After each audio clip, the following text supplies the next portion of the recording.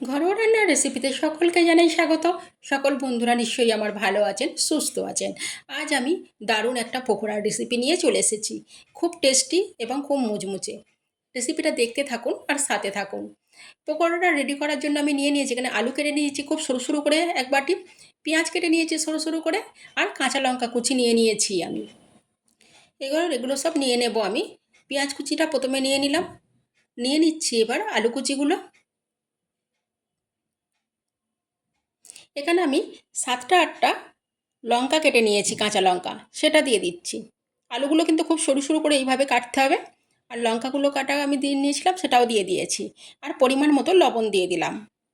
দিয়ে দিচ্ছি হলুদ গুঁড়ো, লঙ্কার গুঁড়ো দিয়ে দিচ্ছি, জিরে গুঁড়ো দিয়ে দিলাম,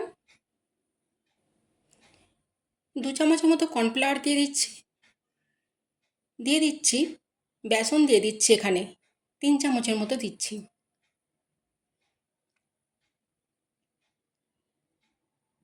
আর দিয়ে দিচ্ছি আদা রসুন বাটা 1 চামচ। আর দিয়ে দিচ্ছি কারি পাতা, ওই 3 4টে ডাঁটি থেকে ছাড়িয়ে এগুলো দিয়ে দিচ্ছি। দিয়ে এটা এখন খুব হাতে করে ভালো করে মেখে নিতে হবে, কারণ পেঁয়াজ আর আলু থেকে জল বেরোবে যেহেতু নুন দেওয়া আছে। আর দিয়ে দিচ্ছি এখানে টমেটো সস আমি ব্যবহার করছি, 3 চামচের মতো টমেটো সস দিয়ে দিচ্ছি। হাতে করে খুব ভালো করে কিন্তু চেপে চেপে এটা মেখে নিতে হবে। দিয়ে এটাকে 10 মিনিটের মতো চাপা দিয়ে রাখলেই হবে। এখন এটা খুব ভালো করে মেখে নেব আমি আগে, বেশ নরম হয়ে যাবে অনেকটাই।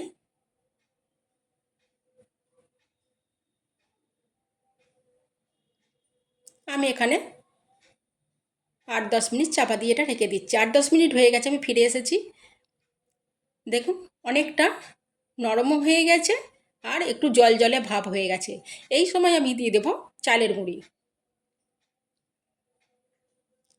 1 চামচ 2 চামচ যে অনুযায়ী লাগবে সেই অনুযায়ী চালের গুঁড়োটা এই সময় দিয়ে দেবেন। দিয়ে ঠিক এইভাবে মাখাটা হবে, হাতে করে ছাড়া যাবে সেই রকম, খুব জল জলে নয়, ঠিক এই রকম মাখাটা হবে। কড়া গরম হয়ে গেছে, সাদা তেল দিয়ে দিলাম, তেলটাও গরম হয়ে গেছে দেখুন। এবার আমি পকোড়ার আকারে ছেড়ে দিচ্ছি এগুলো। অল্প অল্প হাতে করে নিয়ে ঠিক এইভাবে দিয়ে দিতে হবে কড়ার মধ্যে।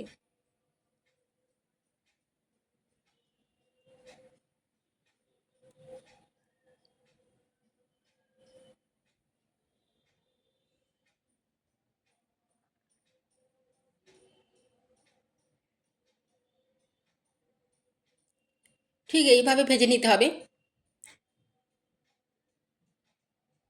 মিডিয়াম টু লো ফ্লেমে রেখে এইভাবে ভেজে নিলে বেশ খুব টেস্টিও হয়, মুচমুচেও হয়। এগুলো চায়ের সাথে, শুধু মুখে, ভাতের সাথে খুবই ভালো লাগে। আর খুব তাড়াতাড়িও হয়েও যায়। আর যদি এটা ডাল ভাত থাকে তার সঙ্গে এটা হলে খুবই ভালো লাগে।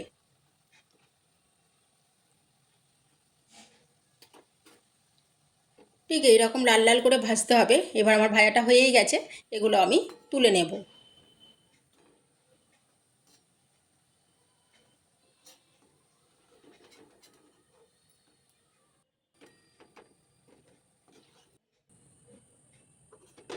এখনও খানিকটা আমার মাখা রয়েছে, তা থেকে আমি আবারও একবার ছেড়ে দিচ্ছি।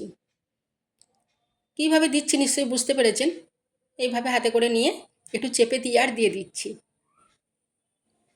যদি ভালো লাগে, নতুন বন্ধুরা অবশ্যই সাবস্ক্রাইব করে পাশে থাকবেন। আর পুরানো বন্ধুদের অনেক অনেক ধন্যবাদ। এইভাবে বানিয়ে কারা খেয়েছেন অবশ্যই কমেন্টে জানাবেন, আর কীরকম খেতে হয় সেটাও জানাবেন। আর যারা এখনও করে খাননি এটা, অবশ্যই একবার বানিয়ে খাবেন।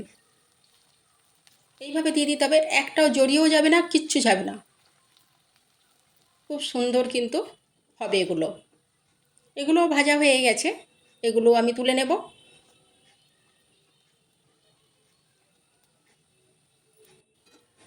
আমি যেগুলো দিয়ে এটা বানিয়েছি পকোড়াগুলো, সব কিন্তু বাড়িতেই থাকে। আলু, পেঁয়াজ, লঙ্কা, আদা, রসুন সবই বাড়িতে থাকে। জিরে গুঁড়ো, লঙ্কা, হলুদ, এগুলো দিয়ে এগুলো বানালে খুবই টেস্টি হয়। আর এটা সবসময় বাড়িতে থাকে আর বানানোও যায়।